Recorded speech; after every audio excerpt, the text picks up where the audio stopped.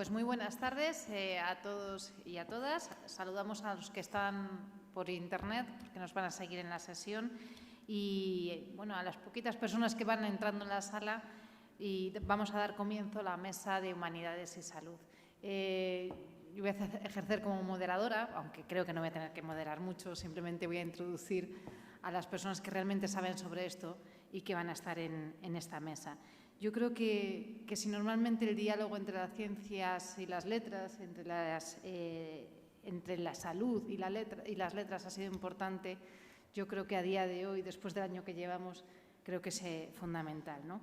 Desde esa perspectiva de las humanidades, de las ciencias sociales y de su diálogo con la ciencia y con la medicina, trata esta mesa que hoy iniciamos. Yo quiero dar las gracias al Círculo de Bellas Artes y a los organizadores de estos encuentros de innovación en artes y humanidades, porque nos permite interconectar dos ámbitos que no siempre dialogan de la forma que se debería de dialogar y que además nos permite incluir una variable que desde nuestro punto de vista es fundamental, que es hablar de innovación en este ámbito, ¿no?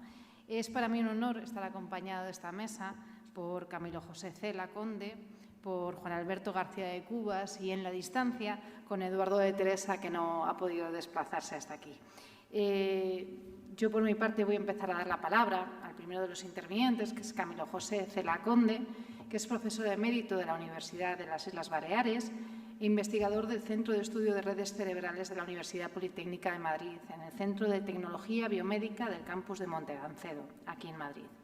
Ocupa en la actualidad el cargo de director de investigación del Centro para el Estudio de la Creatividad de la Fundación Gavarrón.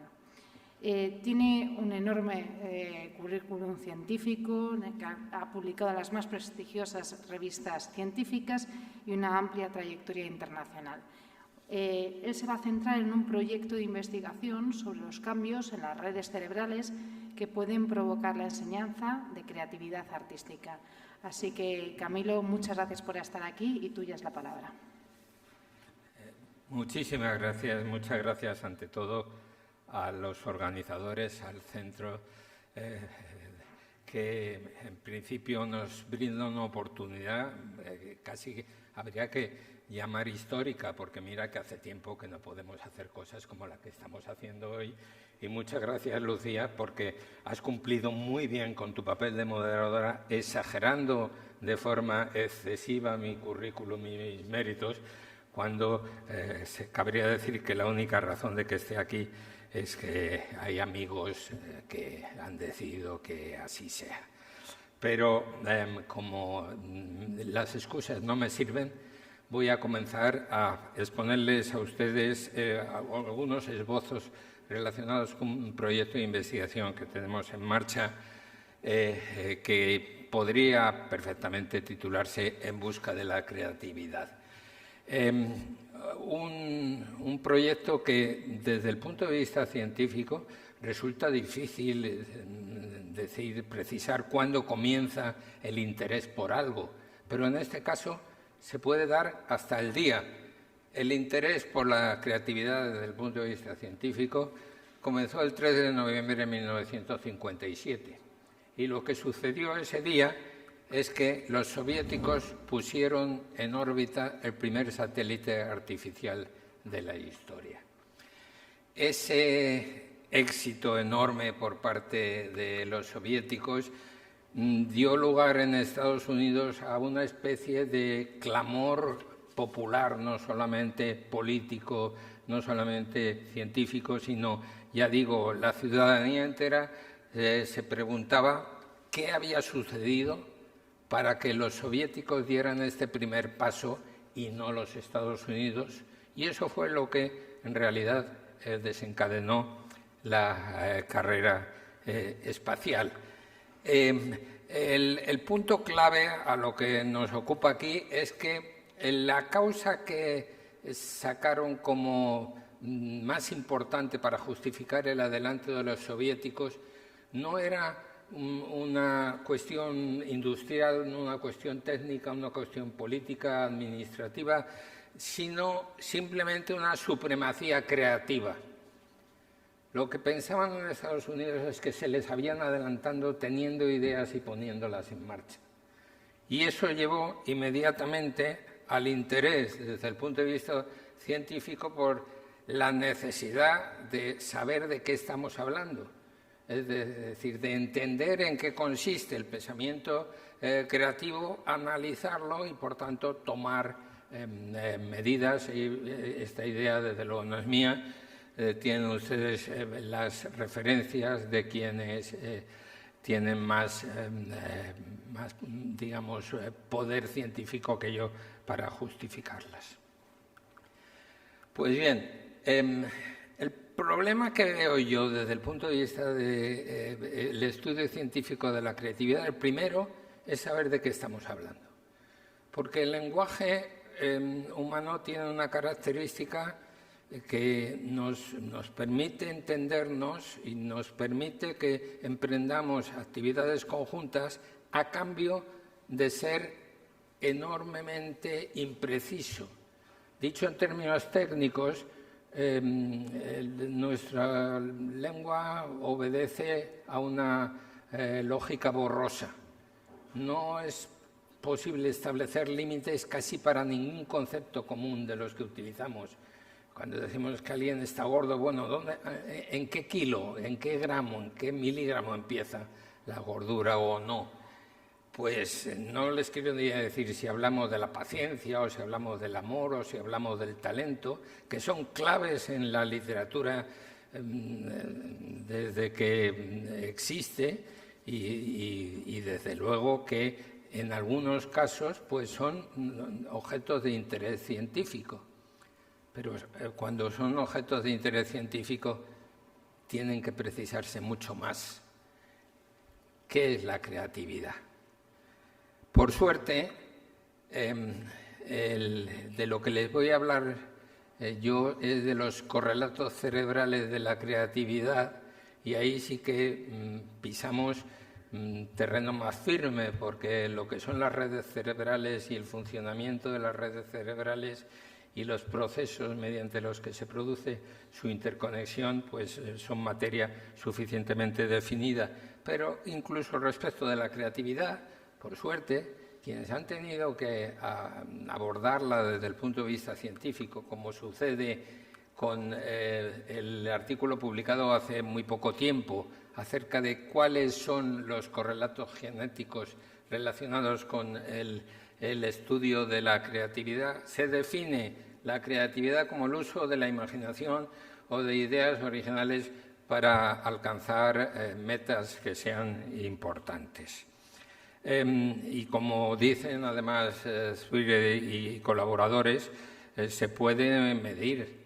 Existe un test desde 1974, el test de Torrance, que precisamente mide lo que se llama el pensamiento divergente, que es otra manera de calificar a la propia creatividad. El problema, sin embargo, con el que se encontró la ciencia a la hora de abordar la creatividad ya en términos, digamos, más formales, fue lo que se denomina técnicamente como la especificidad de dominio, con dos alternativas clarísimas. Existe una creatividad general, que por decir así sería característica del ser humano en comparación con otros organismos, como pueden ser las amebas, como pueden ser las abejas o como pueden ser los chimpancés, por definir un orden evolutivo de cercanía hacia nosotros, o bien existe una creatividad de dominio únicamente específica con una cierta actividad, que en este caso casi siempre se describe como humana y que durante mucho tiempo, desde los años 80, se relacionaba esencialmente con el arte. Uno de los autores más significados en el estudio de lo que es la historia de la estética, con una obra reunida en 6 volúmenes, que es Tatarkiewicz, pues sostuvo en el año 1980 que solo cabe hablar de creatividad cuando estamos tratando el arte. Pero en este caso nos encontraríamos con un problema reducidísimo si no podemos salir del terreno del arte para hablar de la creatividad. Por suerte, frente a esa idea tan restrictiva, se podría decir que existe hoy un cierto consenso en el que se acepta que el pensamiento creativo es válido en casi cualquier dominio que nosotros identifiquemos. Es decir, podríamos ser creativos haciendo edificios, podríamos ser creativos descubriendo teoremas matemáticos, haciendo música, en casi cualquier dominio, y que lo verdaderamente importante no es tanto decidir de qué estamos hablando respecto a la creatividad, como cuáles son las pautas cerebrales que correlacionan con cualquiera de estas capacidades cognitivas, creativas de dominio o no que nosotros podamos ir intentando analizar. Pues bien, si hablamos de creatividad y cerebro, que era lo que les había prometido desde el principio, a mí me parece que hay tres cuestiones esenciales relacionadas con este binomio que une la capacidad de alcanzar ideas creativas con las redes que se producen.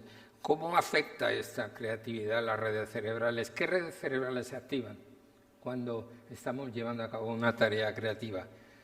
En segundo lugar, y muy interesante desde muchísimos puntos de vista, ¿se puede enseñar la creatividad? ¿O solamente estaría reducida a unos cuantos genios que serían los propietarios de esta capacidad sin poder ir más allá? Y la pregunta que quizá más nos interese a nosotros, a los efectos de los proyectos que tenemos en marcha, ¿cómo cambian las redes cerebrales en el caso de que la creatividad se pueda enseñar con el aprendizaje creativo? ¿Cuáles son las redes cerebrales antes y después de haber conseguido ser entrenados en términos de creatividad? Pues bien, la primera pregunta de cómo afecta la creatividad a las redes cerebrales se respondió en 2016 con un artículo estupendo de Pisapia que, estudió la actividad creativa de artistas profesionales respecto a un grupo de control. La segunda fue respondida por Ritter en 2020, estudiando 133 estudiantes de creatividad aplicada en una universidad holandesa. Y lo que Pisapia, que es el que me querría referir esencialmente, obtuvo es que las redes que se activan en el pensamiento creativo son dos redes opuestas. Por un lado, la Default Mode Network, la red basal del cerebro descubierta por Risley y colaboradores en el 2001, y que implica regiones mediales del cerebro, está presente en el estado de reposo, es decir, cuando uno no está haciendo prácticamente nada, y se atenúa al realizar tareas concretas, con lo cual resultaría ser opuesta a la red de control ejecutivo, que se activa también en las tareas creativas y que es medial también en el hemisferio izquierdo, pero que está implicada en la toma de decisiones y en la memoria del trabajo. Esta doble red es sorprendente que se haya presentado en la actividad creativa, pero todavía es más sorprendente que coincidan estas dos redes con la percepción estética, es decir, no con quien hace tareas creativas, sino quien percibe el resultado, quien está viendo la Gioconda o cualquier escultura del Renacimiento de la que le pueda llegar a interesar, como las de Moore, ¿no? En el año 2013 nosotros publicamos un estudio de activación de redes cerebrales en la percepción estética y nos resultó que cuando los sujetos percibían estímulos bellos, activaban la Executive Control Network y la Default Mode Network, igual que en el caso de Pisapia.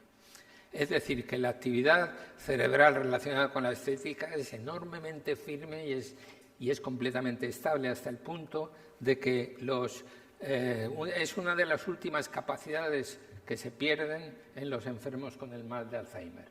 En los últimos estadios de la enfermedad todavía son capaces de percibir la belleza y comunicarla.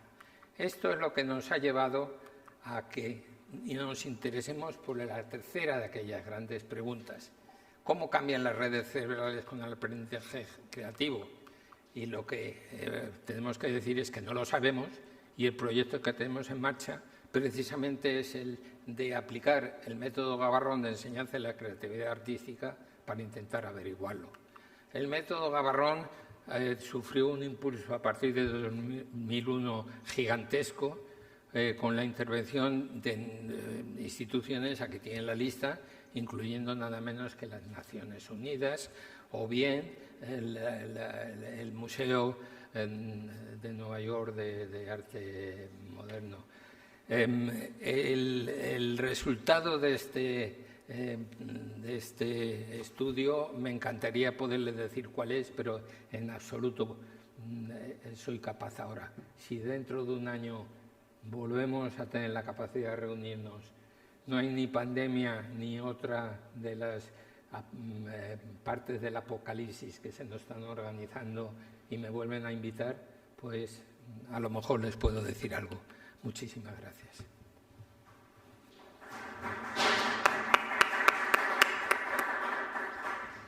Muchísimas gracias, Camilo. Yo sí espero que estemos dentro de un año y sin pandemia, porque ya llevamos un año, ya llevamos bastante.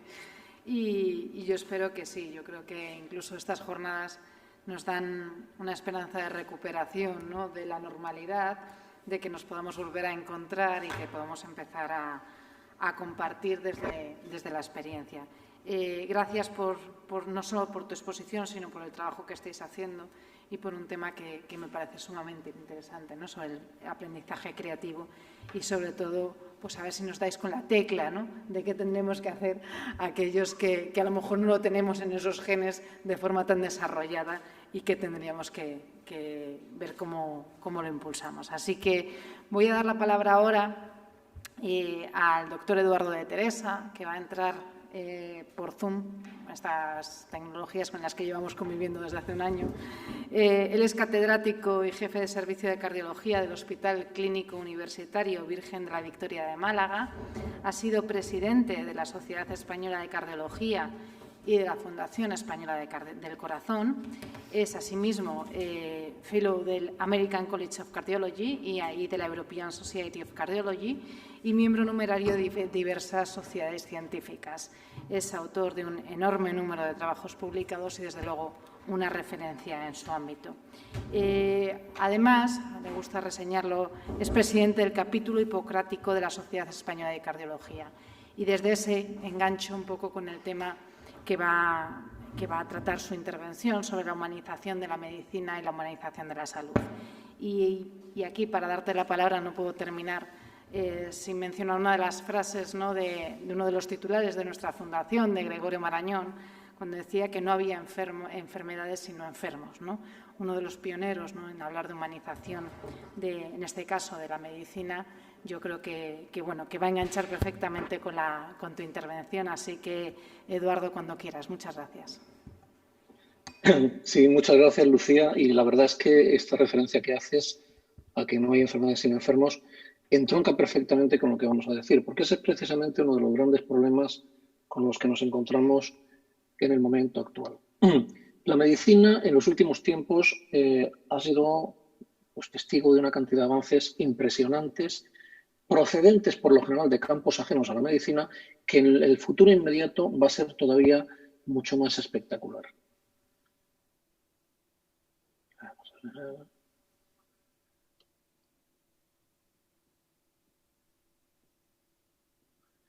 Entre otros hallazgos, entre otros campos, entre otros descubrimientos que han cambiado la medicina, está la cantidad ingente de datos que somos capaces de reunir últimamente. Y no solo esto, sino la cantidad de mecanismos de proceso que hacen que el manejo y el procesamiento de estos datos se puedan hacer de una forma muy eficiente y muy rápida.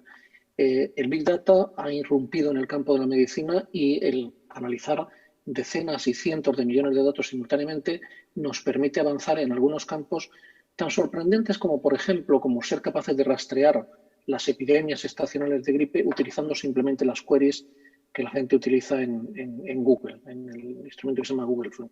No solo tenemos gran cantidad de datos, sino que somos capaces de analizarlos, como he dicho, muy rápidamente con instrumentos de detección, con sensores muy potentes que pueden obtener una cantidad tremenda de información prácticamente de cualquier muestra y pueden procesarla utilizando pues, mecanismos de inteligencia artificial de deep learning. Sensores que muchas veces están presentes en dispositivos que son dispositivos habituales en la práctica diaria, como por ejemplo un simple reloj de pulsera, que ya nos puede dar el electrocardiograma, pero que nos puede dar en las últimas versiones también la saturación de hemoglobina e incluso algunos otros parámetros, que nos va a permitir estar monitorizados prácticamente de forma continua. Cosa que ya podemos hacer con instrumentos tan sencillos como un simple parche que en los pacientes diabéticos analiza de forma permanente los niveles de glucosa en sangre, lo cual es tremendamente importante. Pero no solo tenemos datos que proceden de inteligencia artificial, de Big Data, sino incluso de reconocimiento facial, que es un instrumento absolutamente habitual que tenemos en nuestros teléfonos móviles y que permite que podamos diagnosticar imágenes con mucha mayor precisión y rapidez de lo que hacen incluso los simples médicos. Claro, todo esto nos ayuda y nos va a ayudar todavía mucho más al diagnóstico, pero una vez que llegamos a un diagnóstico, el siguiente paso es tomar una decisión sobre qué es lo que hacer. Y para esto también estamos utilizando una serie de instrumentos. Esto, por ejemplo, es un programa en el cual estamos implicados junto con una serie de empresas, que es el desarrollo de un programa de inteligencia artificial para decidir sobre una cantidad ingente de datos de cada paciente y de datos procedentes de literatura, pero también de la experiencia propia, y utilizando una combinación de algoritmos para decir, cuál es la mejor vía de actuación en pacientes con una patología determinada concreta. Esto los médicos jóvenes lo conocen bien porque las guías de práctica clínica incorporan una serie tremenda de algoritmos que les orientan perfectamente paso a paso sobre qué es lo que hay que hacer con cada enfermo para definir su proceso y avanzar en el manejo de este proceso. Pero fíjense bien que he dicho proceso. Este es uno de los puntos que precisamente está en cuestión en este momento. ¿Qué decir del tratamiento? El tratamiento, pues este mismo paso, una bomba que puede infundir la cantidad exacta de insulina que necesita el paciente en cada momento sin necesidad de la intervención ninguna del médico. La automatización incluso va a ser todavía más eficaz en el campo posiblemente de la cirugía con la utilización de robots. Es cierto que todavía falta mucho por hacer en este campo, es cierto que todavía los robots que se utilizan, por ejemplo, para operar a distancia, como este Da Vinci que vemos aquí, necesita de una intervención humana, aunque sea a mucha distancia, pero la precisión de estos aparatos está avanzando a pasos agigantados. Eso explica que un robot desarrollado por Toyota pues, sea capaz de encestar triples con mucha mayor precisión y exactitud de lo que lo hace Stephen Curry, que es el mayor triplista de la historia de la NBA.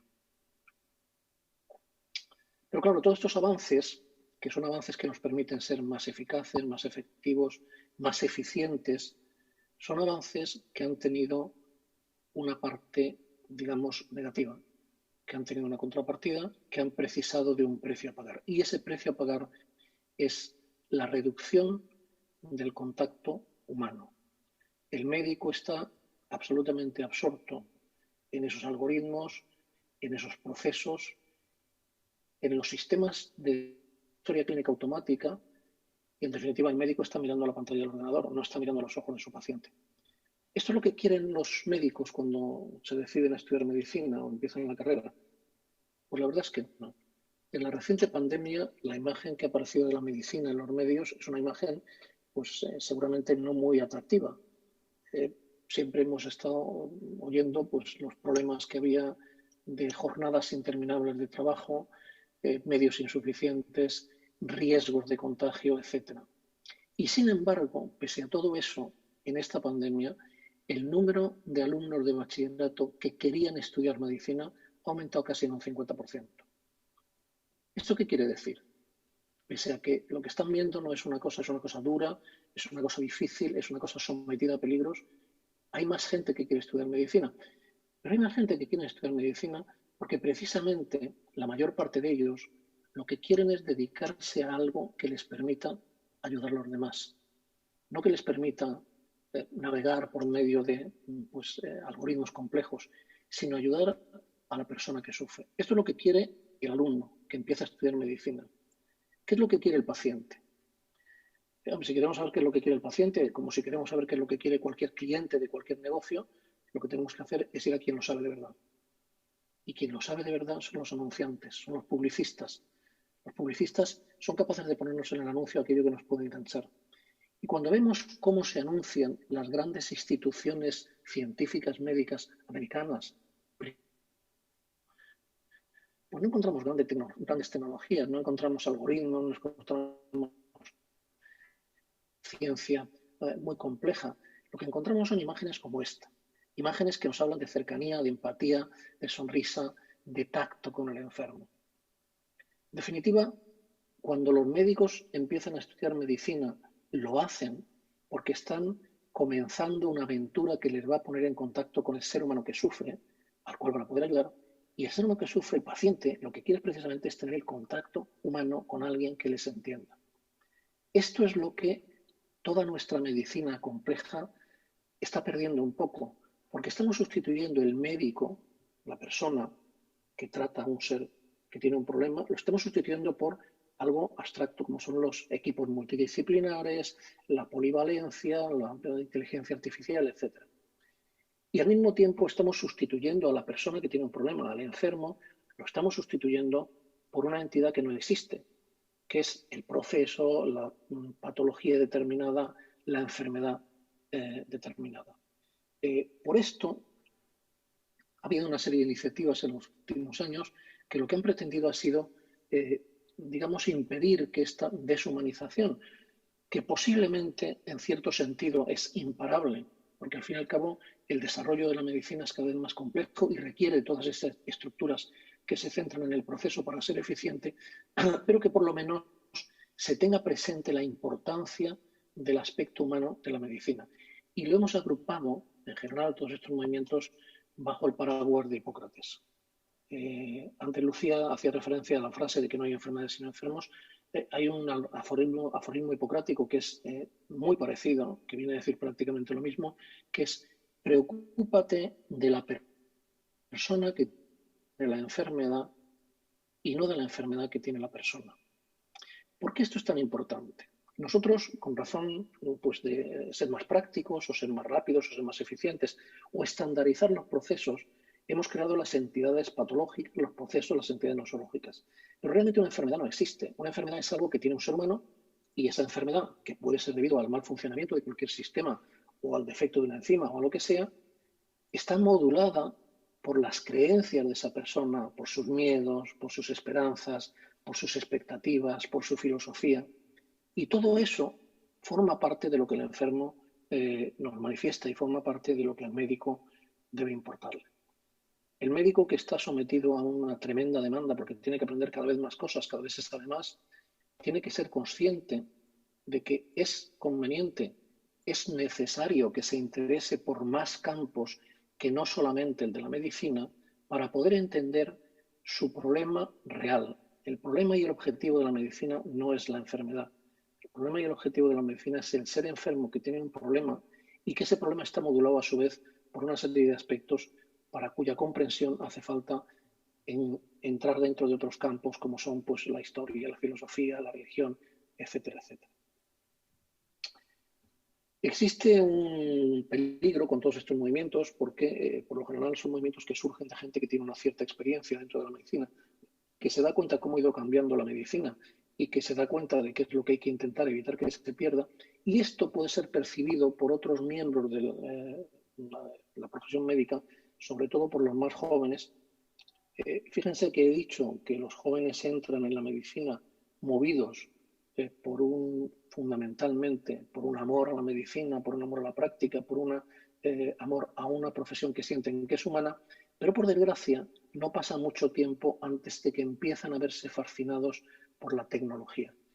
Y pueden tener la tentación de decir, claro, estas cosas las ponen en marcha por la gente ya mayor, que como se han quedado pues, fuera de onda y ya no están al día, pues recurren a pues, cosas como la filosofía, el capítulo hipocrático, estas cosas. Por eso es muy importante que estas iniciativas estén lideradas por personas y por instituciones que tengan el máximo respeto, el máximo respaldo científico, que sean absolutamente intachables desde ese punto de vista, como por ejemplo la Sociedad Española de Cardiología. La Sociedad Española de Cardiología, que es la sociedad, pues, una de las más importantes sociedades científicas de España y es la que siguen desde el punto de vista científico todos los cardiólogos, creó hace muy poco tiempo un capítulo hipocrático precisamente con objeto de potenciar dentro de la sociedad y de sus reuniones científicas todos estos otros aspectos que creemos que son importantes y relevantes para la profesión.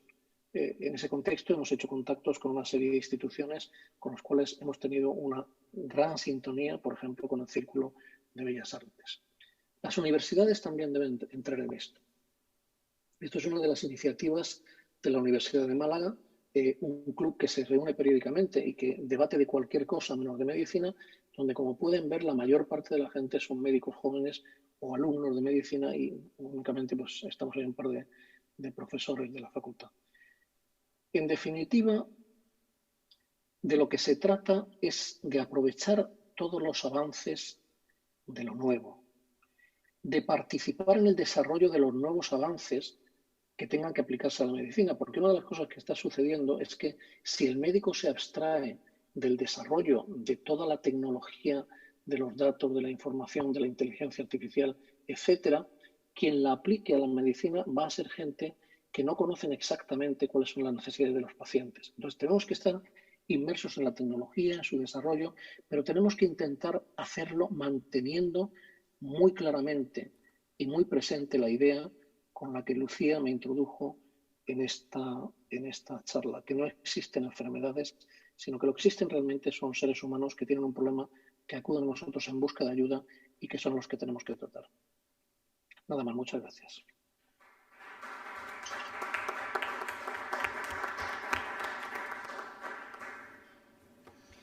Muchísimas gracias, Eduardo.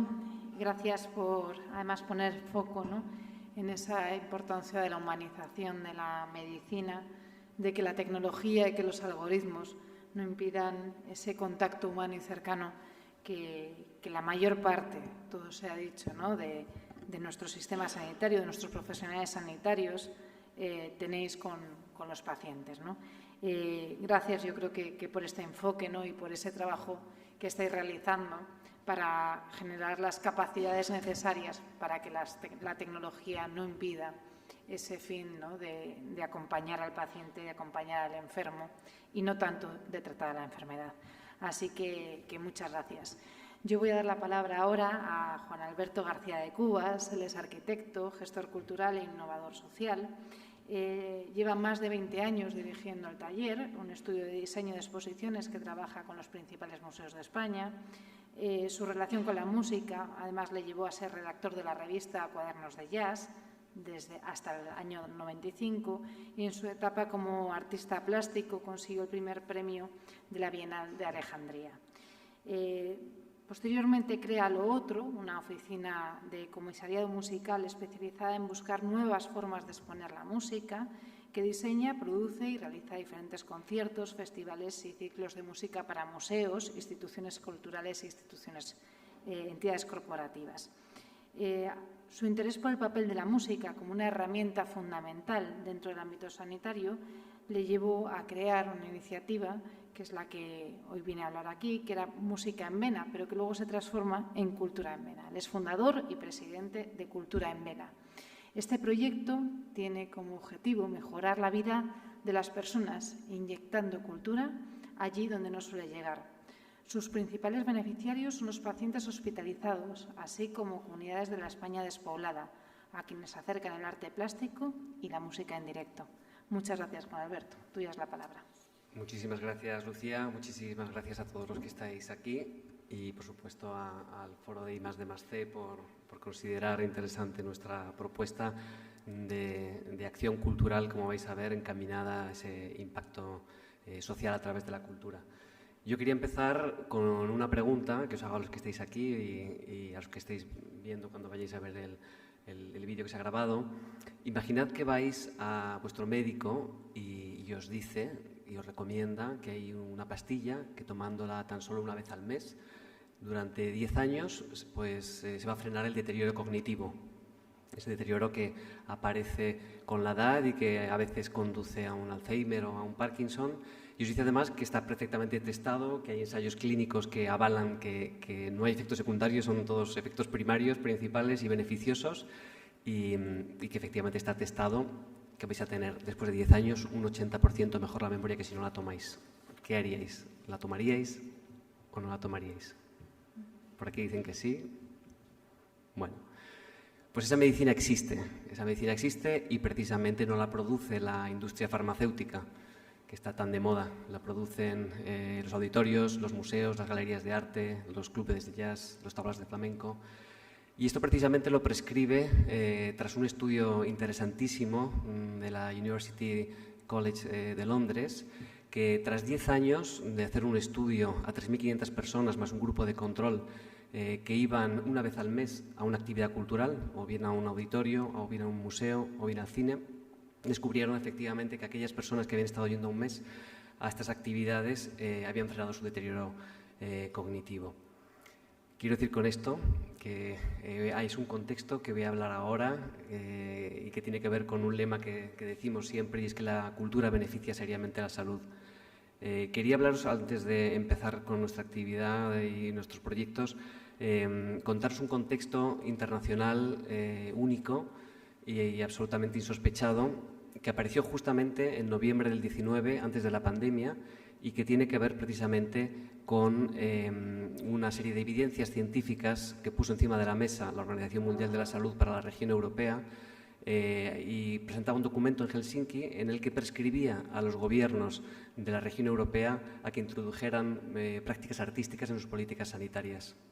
Esto es verdaderamente insospechado, el tener una declaración macroinstitucional como el de la OMS para la región europea, y además instaba a los gobiernos a que hicieran este tipo de prácticas en sus políticas sanitarias, no solamente para temas de promoción y prevención de la salud, sino para gestión y tratamiento. Es decir, que ponía encima de la mesa a las autoridades sanitarias que existe un medicamento, un elemento coadyuvante que puede beneficiar los tratamientos clínicos que se hacen en los hospitales.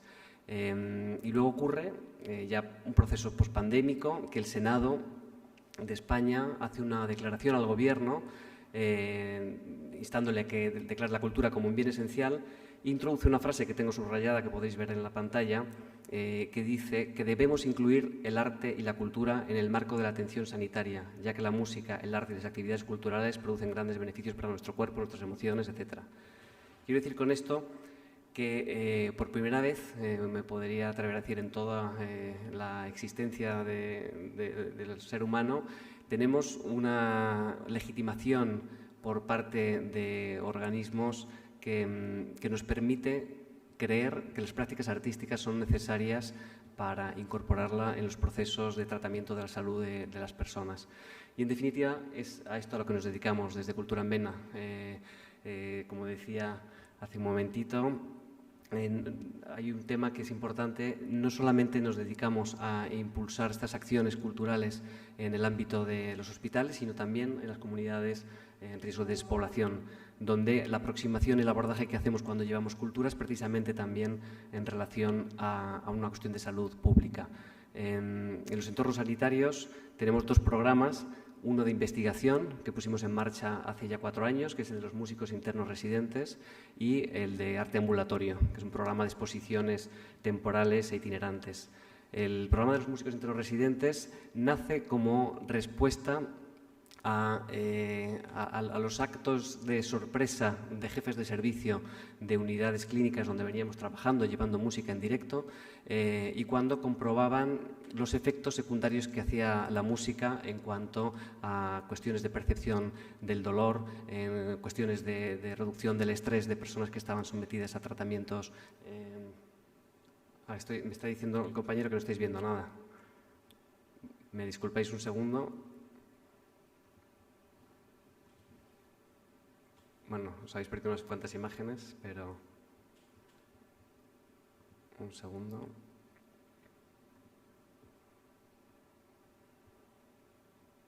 O si no, lo ponemos desde allí. Vamos a ver.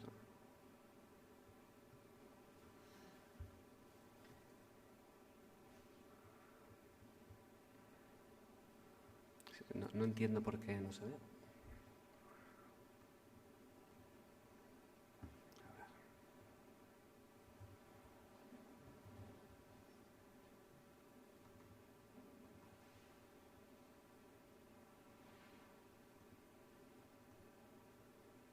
Creo que ahora sí. Vamos a ver. Disculpad ahora sí. Bueno, venía diciendo de los dos programas que desarrollamos en Cultura en Vena, voy a hablar de los dos. Esta estará con los músicos internos residentes, que es un programa que surge por la necesidad de investigar desde el método científico los efectos que estábamos comprobando desde la experiencia de someter a pacientes de diferentes patologías a música en directo y comprobar cómo aparecían una serie de efectos positivos que los propios médicos valoraban como un elemento o indicio para tener en cuenta y desarrollar un estudio clínico.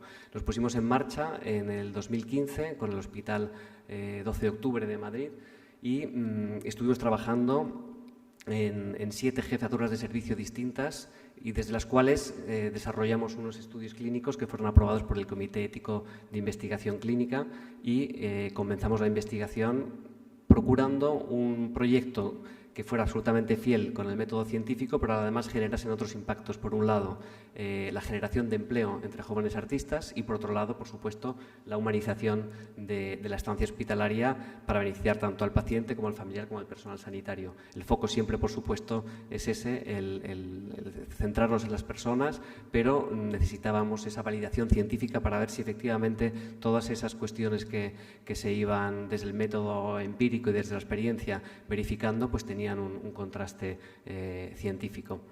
Aquí podemos poner una imagen que es bastante sugerente de lo que ocurría todos los días. Este estudio de investigación fueron 3 años, contratamos a 46 músicos que les damos de alta en la Seguridad Social. Nombro esto porque ahí observamos la componente interesante de generar un sector de actividad nuevo, un sector de actividad en el que la industria de la cultura, la industria de la sanidad se puedan dar la mano y que pueda haber un campo de crecimiento artístico, de crecimiento profesional para los artistas, en este caso los músicos.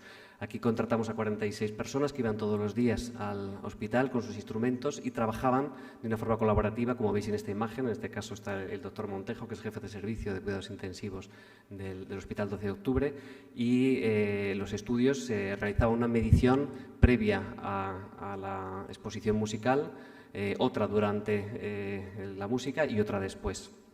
Los procesos que hicimos de audiciones nos permitió contrastar que había un gran interés por parte de los músicos. Era un trabajo que por un lado les empoderaba, por otro lado les generaba expectativas laborales en unos momentos tan complejos como los que había antes de la pandemia y por supuesto después. Y bueno, pues tuvimos la suerte de contar con más de 500 personas que se presentaron a esas audiciones. Las unidades en las que estuvimos trabajando fueron cuidados intensivos, neonatología, neurología, cardiología, hematología, rehabilitación y medicina del trabajo. Fueron 400 pacientes los que estuvieron incluidos entre los estudios y más de 2.000 horas de música que permitió, pues bueno, pues en este tipo de sesiones que estáis viendo ahora, en este caso cuidados intensivos, pues desarrollar lo que creemos que es el estudio más extensivo que se ha hecho en este país con música en directo. Antes, este tipo de situaciones en el hospital pues no estaban normalizadas y personal sanitario, pacientes, etcétera, miraban para atrás. Afortunadamente, en el 12 de octubre se normalizó la presencia del músico, incluso cuestiones tan singulares como esta. Aquí estamos en la UCI politraumática del 12 de octubre con un piano acústico que sonaba todos los días durante la duración del estudio. Estas imágenes yo creo que hablan por sí mismas de cómo se puede crear un nuevo sector de actividad absolutamente fértil para todas las partes. Era bueno para el paciente, para el familiar, para el personal sanitario y, por supuesto, para el músico.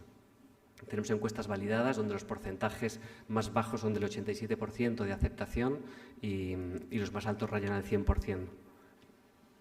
Luego, los estudios, precisamente empezamos la explotación de datos cuando iba a empezar este año, el pasado, el 2020, y fueron interrumpidos, con lo cual la explotación de datos no hemos podido hacerla, pero a final de año, si todo marcha bien, tendremos los resultados y la publicación de los datos. Pero hasta ahora, todos los jefes de servicio que han intervenido en el estudio quieren tener una réplica, independientemente de los estudios que los resultados que salgan.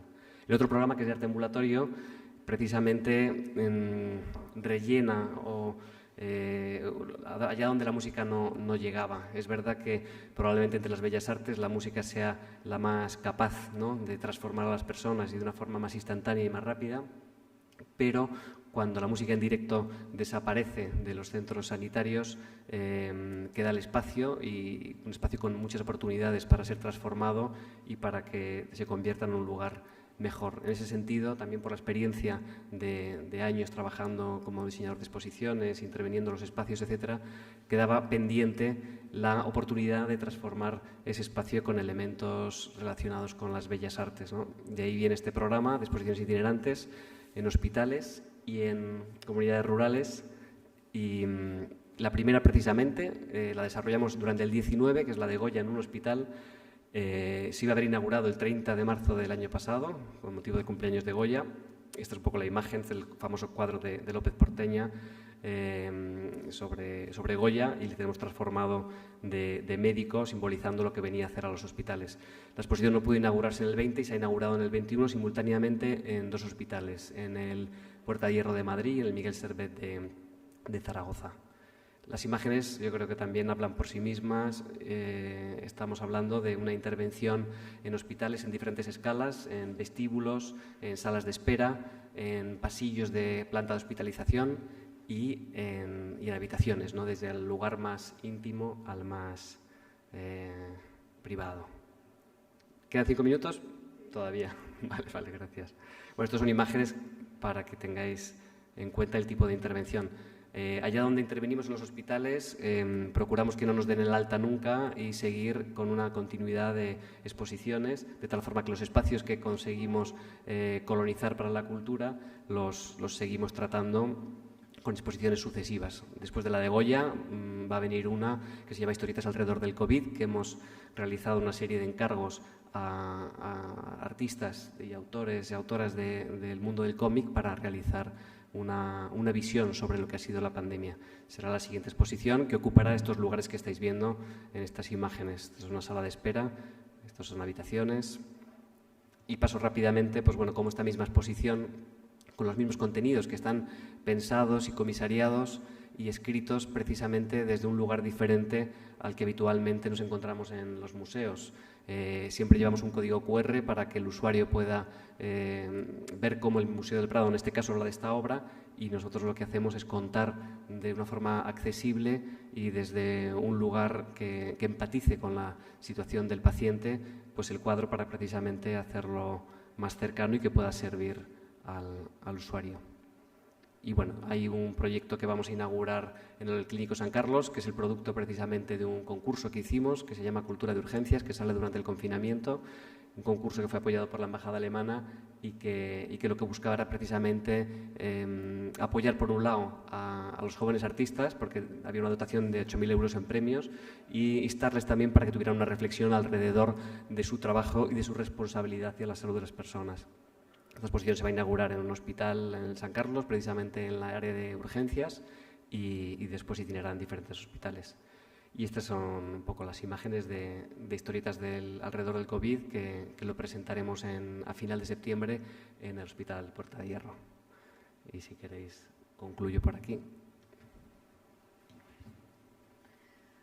Pues muchísimas gracias.